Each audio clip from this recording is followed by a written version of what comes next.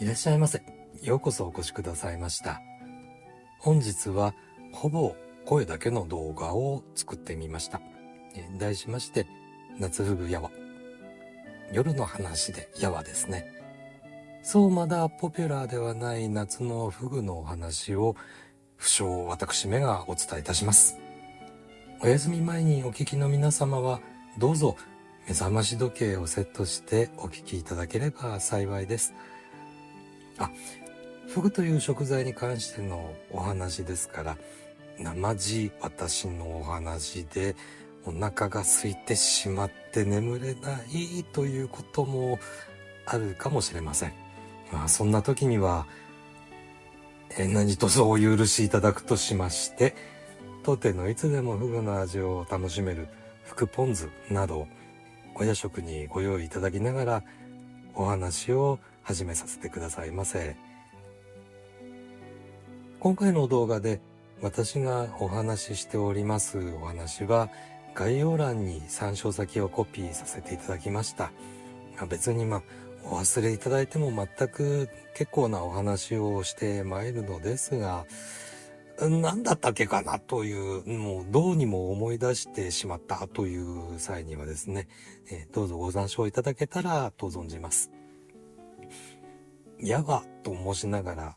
私一人でお話しする動画ですので、例えば、夏フグは初めてという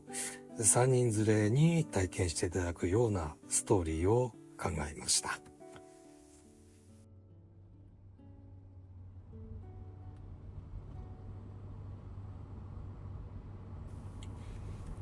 とある街角、店へ向かう車から食通らしき2人連れがお話しします。今日は何を食べさせてくれるんだいって、それがね、フグなんだそうだと。へえ、珍しい季節に食べるもんだな。今日もこんなに汗かいた後でお鍋囲んでまた汗かくのか。そんな皮肉言っちゃいけないな。せっかくご馳走してくれるんだって言うんだから。だってあんた、先日のフグはまだ寒かったけど、その次は肉で、また今日がフグっていうのはね、もう6月だよ。だってなんだこの腹を用意するこちらの気分が狂っちまう。そいつは違う。でそんな話をするうちに、車は角を曲がり、店にたどり着いたところで、招待した方のお客が向かいます。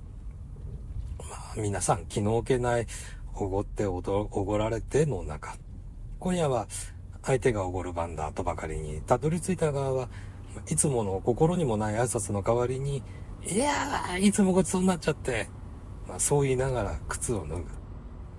そんな感じなものだから、先客の方もそんな言葉などまるで気にもせず、こっちだ。こっちの方でね、席を用意してあるから。今日はとびっきり珍しいものをね、私も頼んだもので。席へ促されて、何ですか今日は季節外れのうまいものがあるってお話で、こいつはいけねえ。つい口が滑っちまって。良いじゃないか。冬のようにお鍋で熱々に汗かくわけでもなさそうだし。で、そんな口先の尖ったようなお話を交わしているところへ、店の亭主がやってきます。ようこそいらっしゃいました。本日は、夏のフグを冬と同じメニューでお楽しみいただきます。思ってもみなかったその工場に一度、夏にお鍋を囲む我慢比べをするわけでもございませんが、フグという魚、夏はね、いるはずがないんだと、あっても使わない、うちでは使いませんよとそう言われてた頃が随分ございます。確かになるほどでございまして、秋の彼岸から春の彼岸までその時期しか営業しないというのが売りになっている、そういうフグの名店様が数多くございますし、夏にねフグを食べるなんていうのは冬にかき氷をいただくようなものだ、なんて、そうおっしゃる方も多いと存じます。見たことのない、聞いたことのないお料理の話をされると、誰もが最初は、なんだそりゃ、と思われます。それでも、方々で似たようなお話を耳になさるうちに、なんだか興味が湧いてくるというのが不思議なものですね。で、一方で、最初に申し上げました、なんだそりゃと、まだおっしゃってる方にですね、どうぞ私の話を聞いてください。で、口角、口角にね、唾を寄せて、お話をしてもですね、聞いてほしい先様は、大抵はおいやしく、そんなことをおっしゃるときは大体良い気分で、これから眠ろうかなとしていたところだったりなさります。せっかくの眠気を覚ますとね、怒られてしまいますので、世間様のお心の扉なんていうのはそんなもので、この扉を正面からノックするのはですね、エネルギーに溢れた若い方たちや、普段からですね、私のようなこんな突然マイクを握って、これからどんだけ話すんだろうと思ってるような、そういう人間ではなくて、普段からマイクを持ち慣れていらっしゃるご職業の方にお任せするとしまして、それでもお耳に入れて差し上げたい夏のフグのお話。やわですし、実際にご体験なさるかどうかは、ひとまず横に置いていただいて、最近急に流行り出しました風流を愛する方たちの愛称でございます。好き者という話題の、そういう方の話題の一つにも思っていただいて結構でございます。時代とともに好まれるお料理も変わります。先ほどお話に出しましたかき氷ですが、最近はね、一年を通してかき氷が人気のお店というのも増えてまいりました。この私がこうしてお話をしているくらいですから、夏フグという食材はですね、一軒の店が店の命運をかけて扱う程度の量がですね、できるくらいには、結論としましては、あったわけです。座敷に案内されて、最初の一杯を飲んだ先ほどの3人。今更そうですか、と帰るわけにもいかず、かといって、冬温まった鍋料理が、たくさん汗をかいた今日の晩餐にこれから出てくる、そういう気持ちの持ちようもわからず、もやもやしながら突き出しの毛ガニに手をつける。毛ガニはね、旬は夏、実は夏だって言うじゃないか。うん。うん。なんか続けてくれよ。うん。カニを見ると黙ります。でも今日はお互い黙っていられない何かがあって、しばらくすると、今日は暑かったな、暑かった。うん。うん。でもこれうまいな。うん。突き出しが終わると、いよいよ、ふぐ刺しが出てくる。ふぐ刺しでございます。と、平たい皿いっぱいの刺身が出される。どういうわけかこういう時に出てくる言葉は決まっていて、ふぐ刺しだ。ふぐ刺しだ。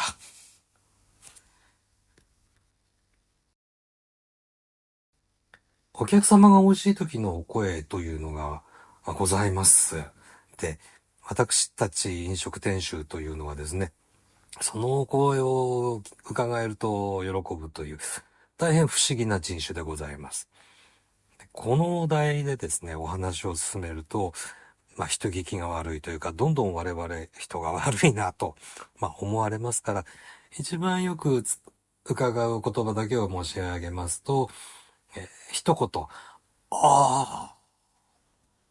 あ、でございますね。で、これがありましたり、いろんなあ行の変化系はたくさん伺うんですが、美味しいものを食べたとき、圧倒的に、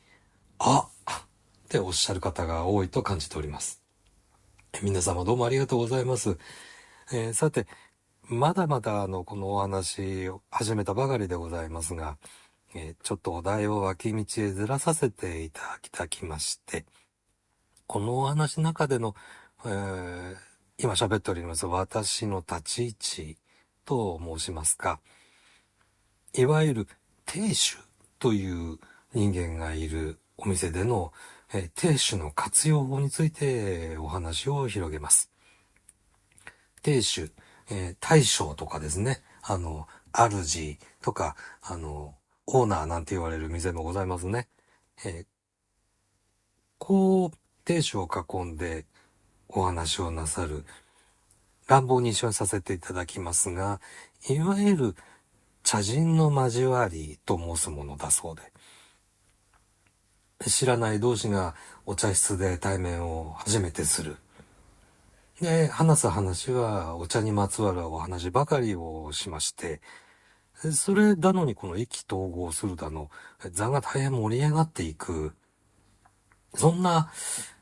ういうもののお話でございます。なんともこのお話の切り出しからしてですね、何のことやら宙に舞ったままのようなお話なんですが、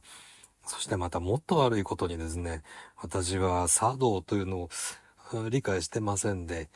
駆けつけでこの数合わせでお茶席にちょこんと座らされて恥かいたことが何度かある、そんな程度なんですが、その私がですね、とある家元筋の方からですね、あなたも亭主の役割してますよ、と、言われてしまったものですから、こういうお話をご紹介せざるを得ないと申しますか。こういうのを無理にですね、格好をつけて申し上げますと、一緒の体験をするためのですね、いわゆるナビゲーターとでも申したらよろしいんでしょうか。差し詰め私が申すことですから、茶道ならぬ、不遇道をそんな堅苦しいもんでもないとは思うんですがね。申し上げたいことがきちんと伝わりますか怪しいものではございますが、私のお店にいらっしゃるお客様の私に話しかける際のお話の切り出し方ですね。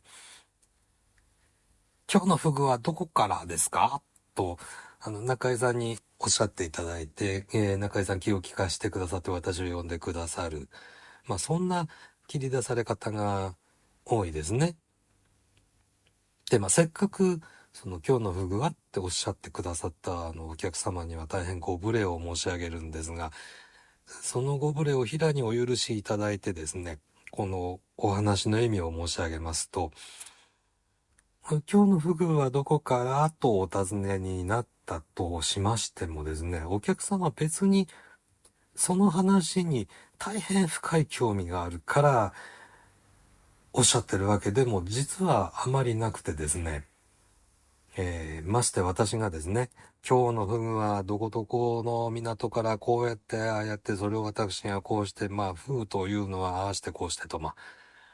今晩これから私が話していくような話をですね、お客様たちの集まってるところで、長々とご説明をするのを、聞きたくて、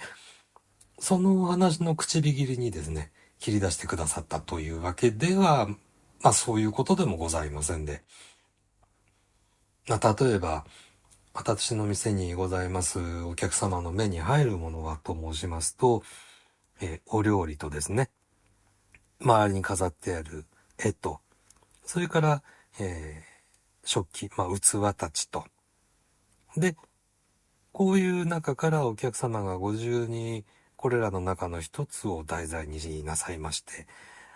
いい絵だねとか、この器は、なんていう座の中心に用意されたものにこのつながるような話題を選ばれまして、それをゲスト様、正客様、正しいお客様と書くんですが、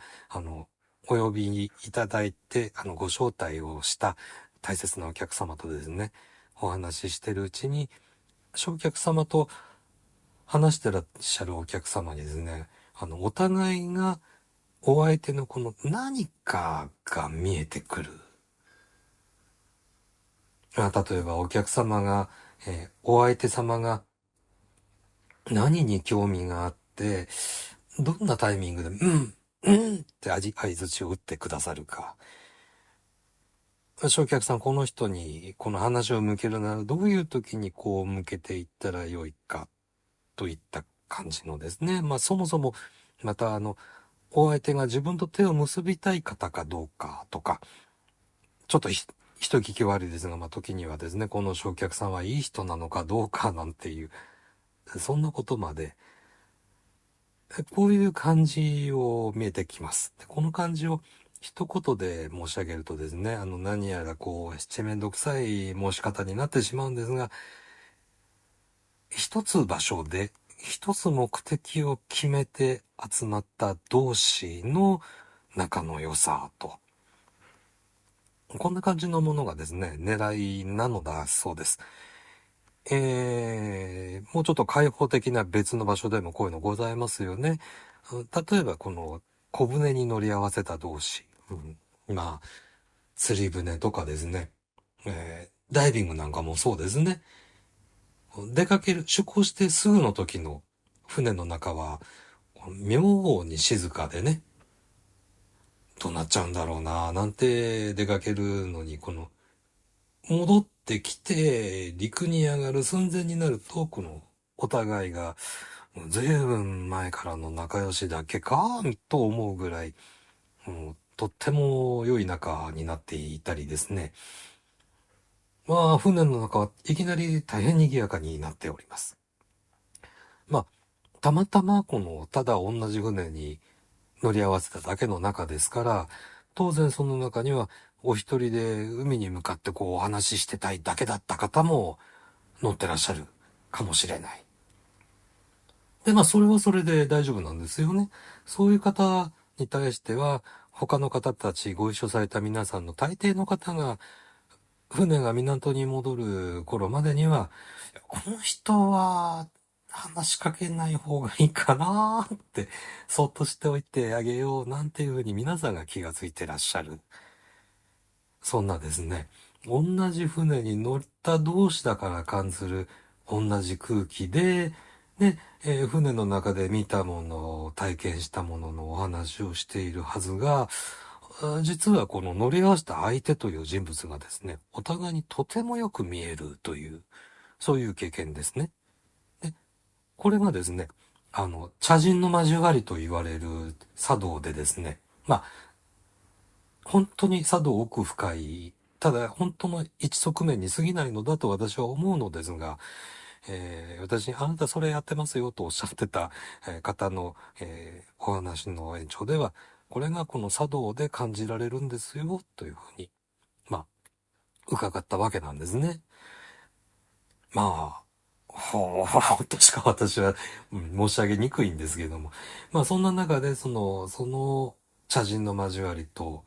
いう料理店の集まりですね。その中での亭主のお話なんですが、こういう同じ体験の空気の中にですね、せいぜい一人か、ね多くてもですね、2、3人いらっしゃればもう十分ですね。船頭さんだとかね、ガイドさんだとか、先ほど申しましたお茶を立ててくださる亭主さんであるとか、その道に際立って詳しい本日の一座の説明役を少しだけしてくれる方がいらっしゃると、そこに合わせたお互いの親密さがもう飛躍的に上がってまいります。もう自覚なさってか自覚してらっしゃらないかわかりませんが、この役目を買っていらっしゃるのが、私たち亭主ということになるんでございます。で、我々亭主の持ち出す話題というのは、その座の話の目玉でございまして、これがね、先ほどの釣りやダイビングで申し上げれば、いい魚に会えるポイントであったり、本当にお茶の先生であれば、珍しい茶道具だったり、掛け軸であったり、あの、イントネーションちょっとわからないんです。私、初めて伺ったことでですね、珍品という、こういうもの、珍しいものですね。ここのとばかりに持ち出したものという、そういうのが目玉に、話の中心に、真ん中にこう、わかりやすいように置いてあるはずなんですね。で、それで、そんな形で、珍品目当てに集まった形のことを、好き者、なんていうふうに言う、そうなんですね。まあ、好き者というふうに私も昔読んでました。それはまた道が違うんだよという、お怒りのおセリフは十分心得ておるんですが、これ、好き者と本来読むのだそうで、最近のテレビの影響でですね、急に使われ出した言葉のようなんですが、これ実は戦国時代からこう使われてた言葉と、いうことですね。まあ、こんな話、続けるとどんどん脱線してしまいますので、えーいきなりこの、熊手で集めるようにこの話まとめてしまいますが、本日の亭主であります、私が持ち出します、珍品、珍しいものは、夏フグ料理でございます。で、実際のご縁席でですね、私がする役割なんですが、私も自らに課しておりますルールがございまして、これはですね、お客様の前でですね、長くても5分以上私だけが喋るようなことがないようにという心がけでございます。まあ今日はですね、今何分経ってますかねこのお話、ルールをですね、大幅に破ってお話を続けてございます。どうぞお許しくださいませ。まあ、なぜですね、この5分以上続けてお話ししないかと申しますとですね、まあ、今までの文章でもずっとご説明しております通りですね、長いお話を亭主がずっとするとですね、お集まりのお客様たちがもう飽きてしまいます。何のためにお集まりになったのかが見えなくなってしまいますので、本日は私が長々とお話をしておりますが、もう全然、もうこの辺でお聞きいただかなくなって、まあそんな料理があるのかという、そこで打ち切りなさっていただいてももう全くよろしい。そんな、どうでもいいようなお話ではございますが、続けさせていただいていると、夏フグですよと面白いですよというだけでよろしいような話です。で、またですね、一生懸命この全部覚えていただいてですね、で、いざご縁席で来た時に、お前この間言ったこと全部言ってないじゃないか、これ違うじゃないかなんていう、私をやり込めるネタになさるというね、そういう変化球でしたってですね。これで、ご一緒の焼客様がお喜んでいただけるんでしたらもう全然歓迎でございます。これが、まあ、亭主の懐と申しますかですね、話のもう何が来るかわからないところに全部をストライクだと思って打ち返すというかですね、そういう、宿命で亭主はおるわけですから、そんな私亭主からですね、また夏フグのお話を続けさせていただきたいと存じます。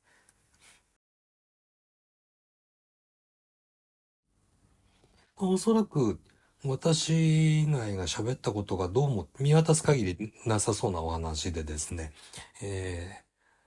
当店銀座にございますから、銀座は豊洲市場から来ます。豊洲に入ってくる東京周辺のですね、夏フグの水揚げがある港というのをいくつかご紹介しましょうかね。夏フグと申しまして、このお話紹介するんですが、東京周辺の海域、東京湾でも、まあ実はフグ取れるんですけれども、ほぼ1年を通じてトラフグの水揚げがあるというのが特徴の一つでございます。で、ご紹介します港は、夏フグの港と申しましてもですね、何度も申します。フグが漁船から水揚げされているというだけの港の意味でして、豊洲市場で見かけるどこどこ産だよという産地表記をしてある港ということで、理解なさってください。ですので、近所に水揚げした魚の販売所がない場所も、ある場所も、一緒こたでお話しします。観光地としてご紹介しておりませんから、その港に行ってみたい方はどうぞ港で働いてらっしゃる方のお邪魔にならないように、立ち入り禁止なんていう場合も十分ございますので、脅かすわけではございませんが、同じ意味でですね、ましてですね、そこで、港から釣り糸垂らしてそこからフグが釣れるんだな、なんていうような勘違いをなさらないようにですね、船はね、そこから、フグはね、そこから船が出て釣ってきておりますから、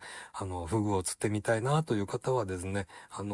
ぜひ、船の上や、宿でさばいてくださる、フグ釣りのね、船宿さんをぜひご利用なさってください。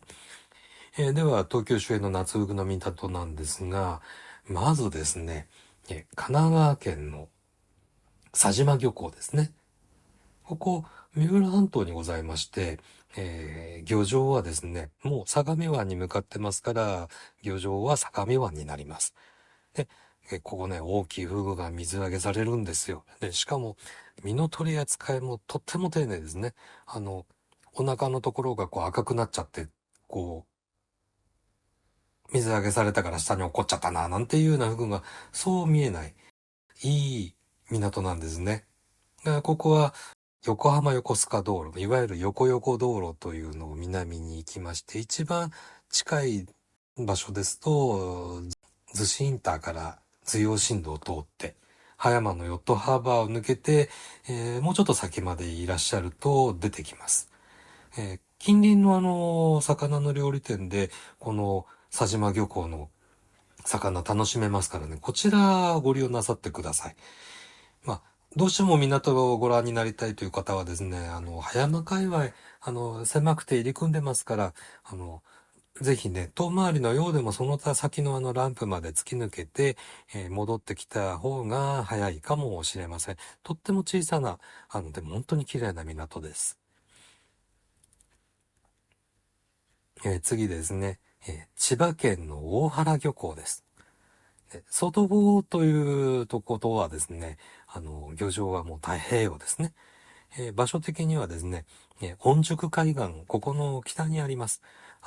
広い場所にですね、急にこう、ポコンとこう出てくるような感じで、ある漁港なんですが、最近はですね、一旦アクアラインで木更津まで行って、そこから千葉東金道路行くっていうのが、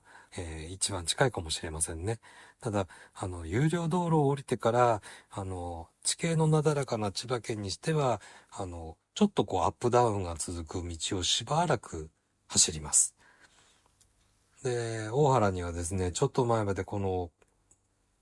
水揚げされた魚を運ぶための有料道路がですね、今よりももっと近所通ってなくてですね、大変だったんですね。で、それが、近くのこういう道路を組み合わせていくことで、随分最近アクセスが良くなりました。現在はですね、港ぐるみで、取れた魚介類の販売に力入れてらっしゃるようですから、朝市とかもね、港でやってますよ、なんていうものもやってますので、どうぞ、調べていらしてみたらいかがでしょうか。次、茨城県の大洗漁港です。ここはね、本当に便がいいんですよ。で、便が良くて、もう昔から開けております。で、また、開けてるだけじゃなくて、とっても整備されてて、いい漁港ですね。常磐道を日立中インターで降りた場所にある港です。漁場は太平洋なんですが、千葉県と違ってですね、この辺の海は、船で沖に少し行くと、海底がドーンと深く落ちている。これ、珊瑚礁とかにあるとドロップオフと言うんでしょうけれども、もうちょっとなんです、大陸だなと言うんですかね。私はそんなに詳しくないんですが、海底がドドーンと深く落ちているのだそうで、まあ、フグもそうなんですけど、金目鯛とかね、アンコウとか、とっても有名ですよね。出かけられた方多いんじゃないでしょうかね。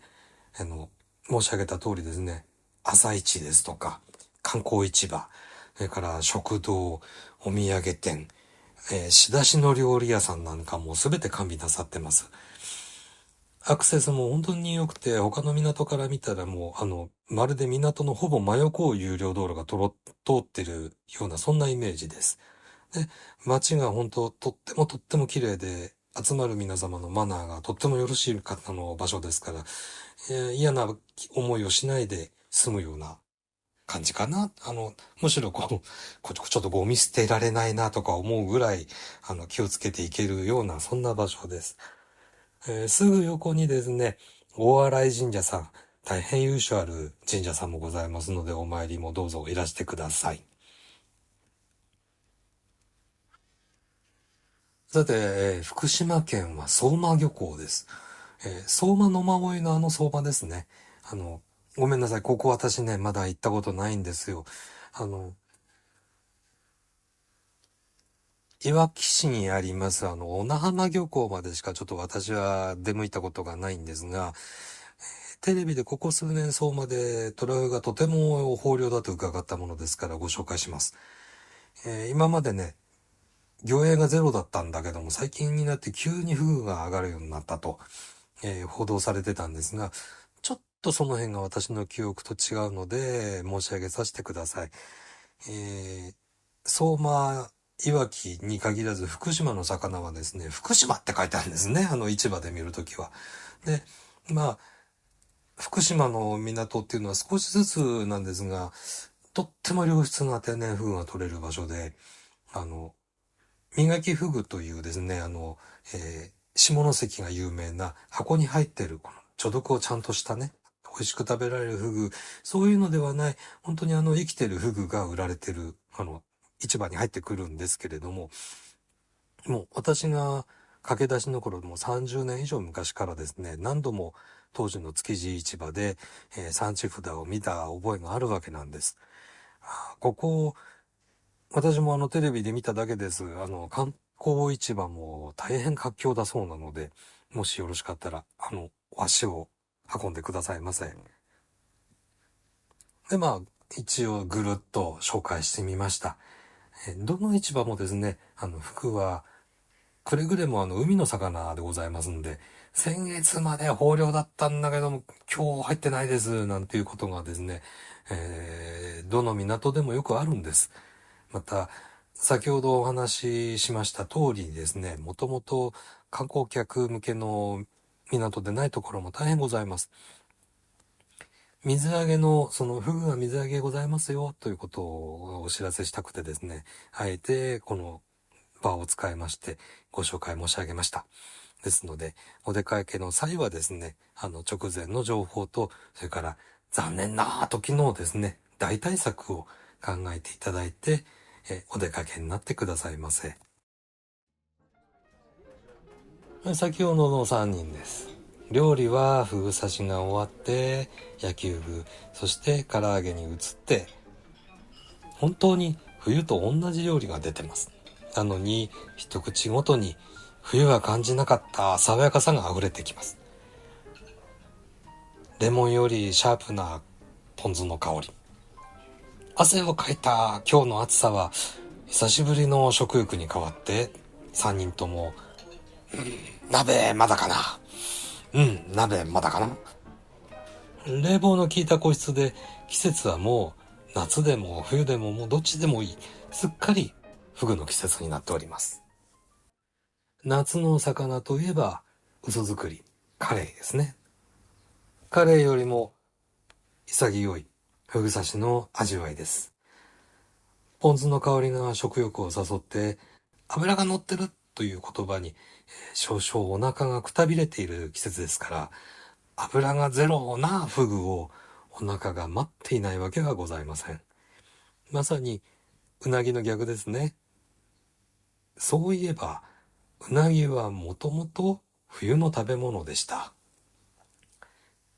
それまで脂っこい食べ物を嫌ってきた江戸っ子たちに、夏には全く人気のなかったうなぎを、江戸時代の人たちで、もう、ああやってこうやって、食べてみたらば、夏でね、暑い中バテ気味だった体が欲していたと。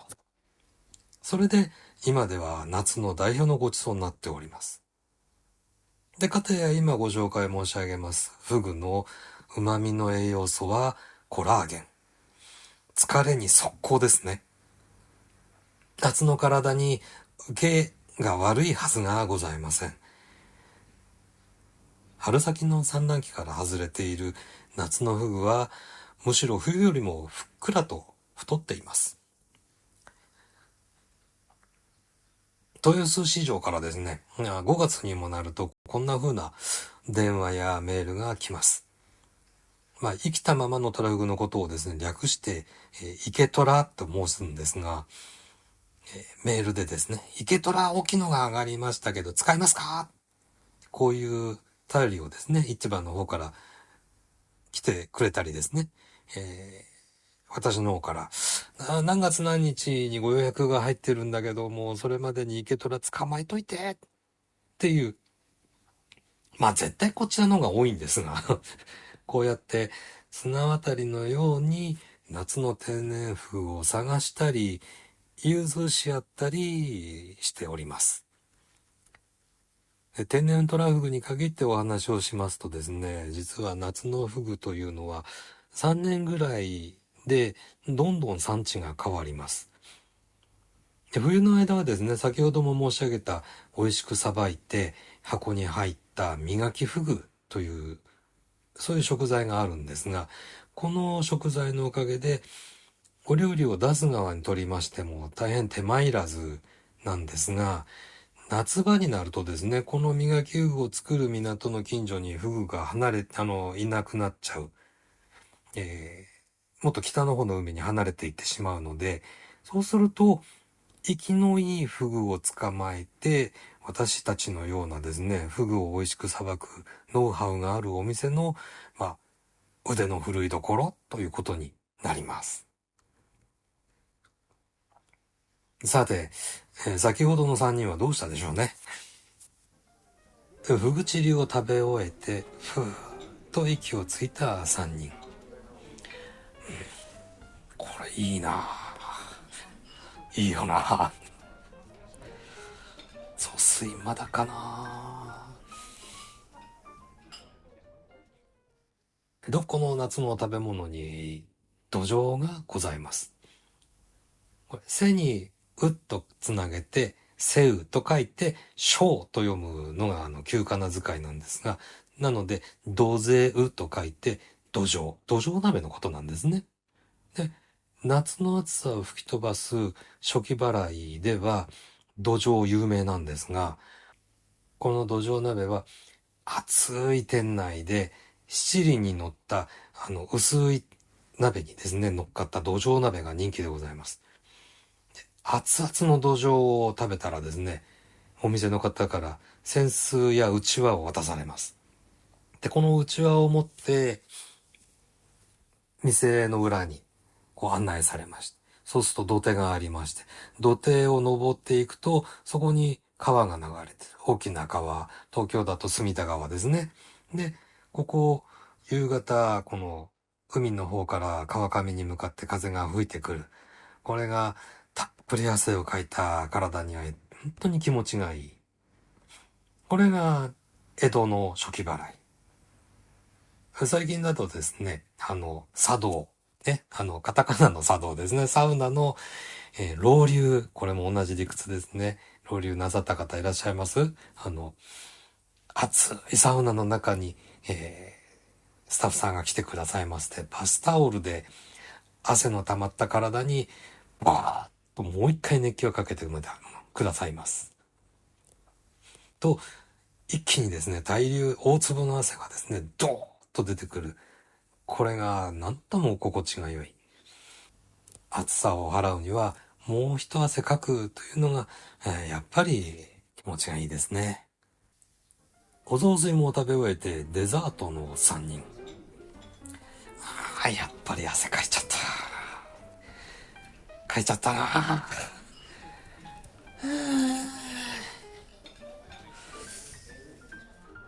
いい夜だな。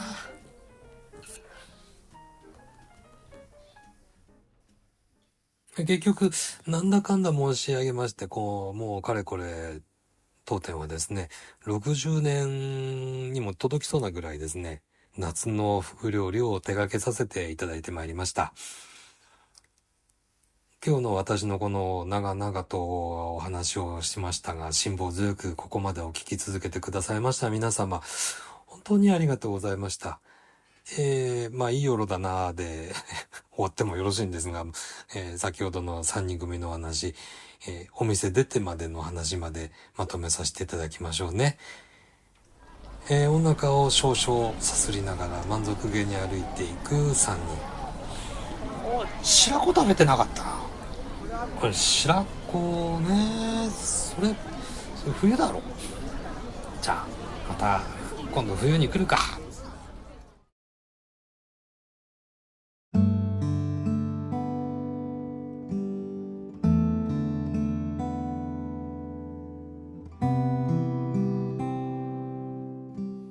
まだ眠れてない方、もう一度この録音をですね、最初からお聞きいただくこと、ほんのちょびっとですがお勧めいたします。また、こんなお話のつもりもしました際にですね、皆様にお聞きいただけることを願いまして、本日の締めにさせていただきたいと存じます。本日はどうもご視聴ありがとうございました。